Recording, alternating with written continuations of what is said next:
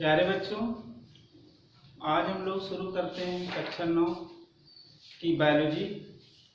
और कक्षा 9 की बायोलॉजी का जो पहला चैप्टर है वो है कोशिका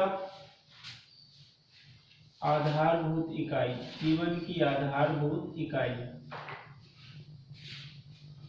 कोशिका जीवन की आधारभूत इकाई।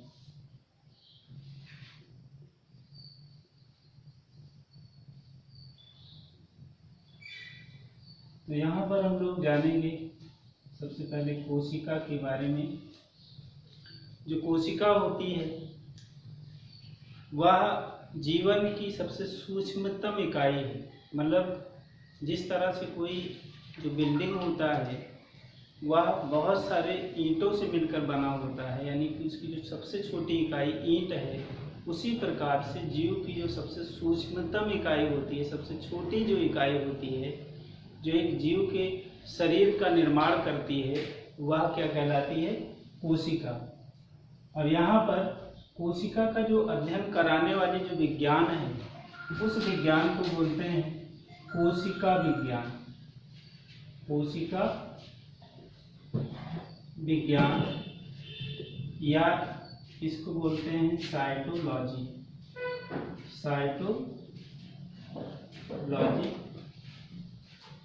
कोशिका अगर देखा जाए तो इसके जो खोजकर्ता हैं, कोशिका के खोजकर्ता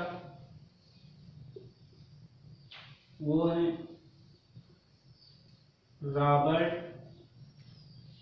रॉबर्ट हुक, जिन्होंने 1665 ईस्वी में खोजा था अपने खुद, यानी जो सेल्फ प्रिपेयर्ड माइक्रोस्कोप से, अपने खुद के माइक्रोस्कोप से उन्होंने क्या किया था? एक कार्क की पतली झिल्ली को अपने माइक्रोस्कोप में ऑब्जर्व किया था, उसका प्रेक्षण किया। तो उनको क्या हुआ कि जो मधुमक्खी होता है उसके छत्ते जैसे, उनको मधुमक्खी के छत्ते जैसे बहुत सारे चैम्बर मिले इस तरह से। और फिर ये प्रत्येक जो चैम्बर था उनको उन्होंने नाम दिया। ये जो चैम्बर थे इन चैम्बर को नाम दिया सेल। यहाँ पर देखिए जो कोशिका है कि खोज इन्होंने किया, किसमें किया? कार्क की झिल्ली में, यानी जो कार्क की पतली झिल्ली थी, कार्क की पतली झिल्ली को जब इन्होंने माइक्रोस्कोप से देखा तो ऐसी संरचना दिखाई दी। और इस जो बॉक्सेस थे उसको नाम दिया सेल। यहाँ पर ये सब सेल हैं, कोशिका, सेल या कोशिका।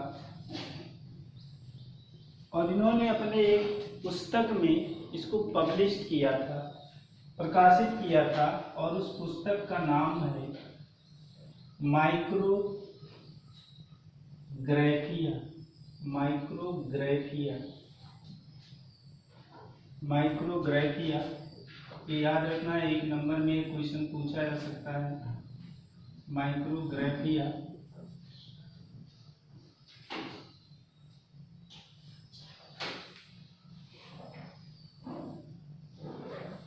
इसके बाद में एक दो चीजें इसमें और जानना है। जो कोशिका होती है, एक अगर कोशिका देखा जाए तो इसकी जो सबसे बाहरी कवर होती है, अगर वो प्लांट कोशिका है, पौधे की कोशिका है, तो उसमें एक बाहरी कवर जो मिलती है वह कहलाती है कोशिका भित्ति।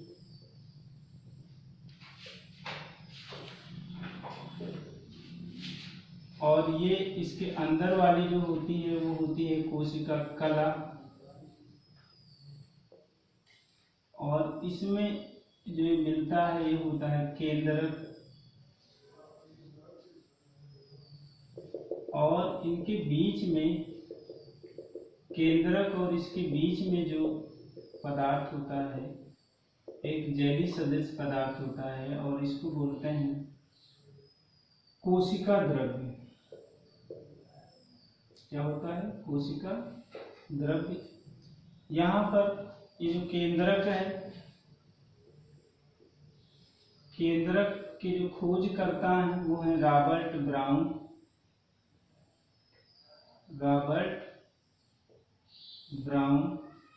रॉबर्ट ब्राउन ने केंद्रक को खोजा था 1831 ईस्वी में।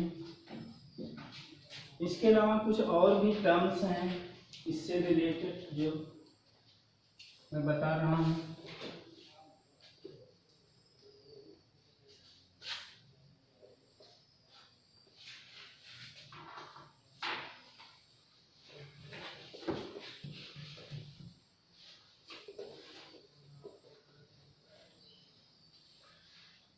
यहाँ पर एक जो टर्म है प्रोटोप्लाज्म,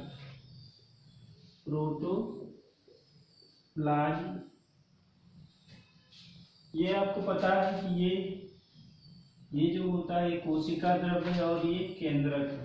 तो वास्तव में जो प्रोटोप्लाज्म होता है वह कोशिका द्रव्य और केंद्रक का सम्मिलित रूप होता है।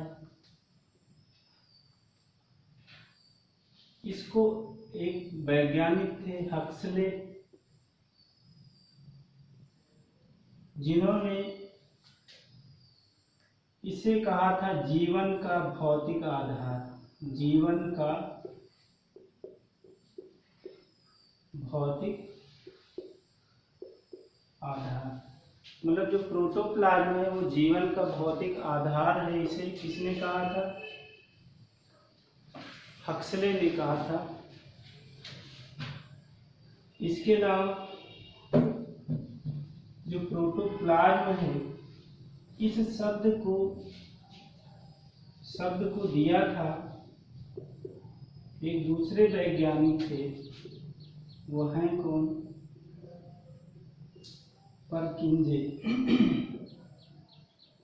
परकिंजे ने प्रोटोप्लाज्म शब्द दिया था। इसी से रिलेटेड एक और जानना है, एक टर्म जनरली पूछा जा सकता है, ओमेनिस सेलुला ई सेलुला।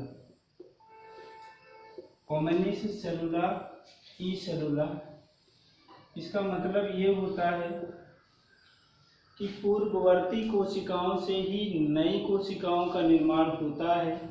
तो ये जो टर्म दिया गया था वो दिया गया था रुडोल्फ विर्कोव के द्वारा। रुडोल्फ विर्कोव ने ओमेनिस सेलुला ई सेलुला टर्म दिया था।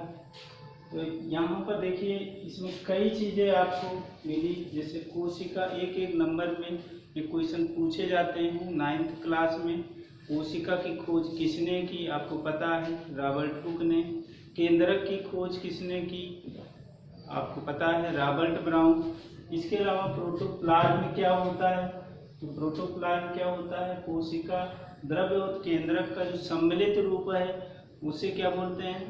प्रोटोप्लाज्म, या हिंदी में इसको जीव द्रव्य भी कहते हैं। जीव द्रव्य मतलब कोशिका द्रव्य और केंद्रक का जो सम्मिलित रूप है वो क्या कहलाता है? जीव द्रव्य। और वास्तव में यही क्या होता है? यही सजीव पदार्थ होता है। कोशिका का क्या होता है? सजीव पदार्थ। अगर किसी कोशिका का प्रोटोप्लाज्म खत्म कर दिया जाए तो वो कोशिका निर्जीव हो जाती है। तो वास्तव में प्रोटोप्लाज्म जो होता है वो living content of the cell होता है, यानी सजीव पदार्थ होता है।